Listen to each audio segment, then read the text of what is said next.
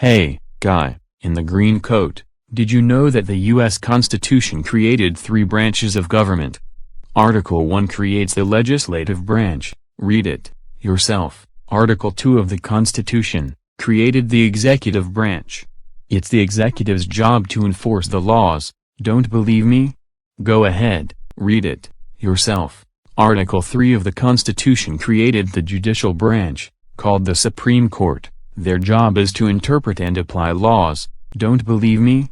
Go ahead, read it, yourself. Since Ohio's constitution is based on the U.S. Constitution, the first branch it created was the legislative branch, called the General Assembly. They write or pass laws for Ohio. If you don't believe me, you can go ahead and read it, yourself. Ohio's constitution created an executive branch, too.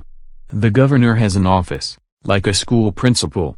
The governor's job is to enforce the laws made by the state legislature. The governor does not live in the White House, but may choose to live here, in the governor's mansion.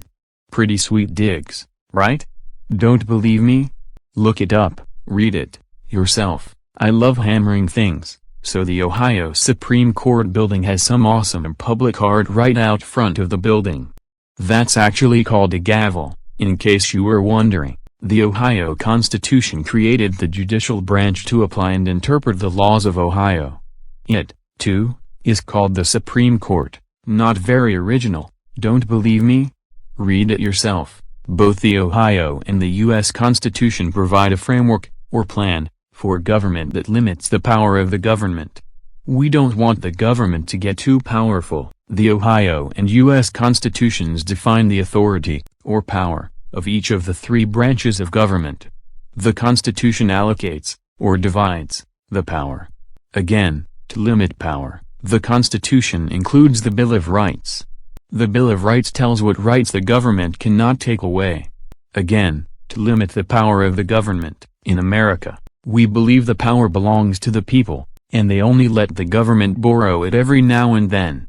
We do not want the government to get too powerful. Our Constitution divides and limits the power of government, to keep it from becoming too powerful. To keep it from becoming too powerful. To keep it from becoming too powerful. Don't believe me? Get out the Constitution and read it yourself.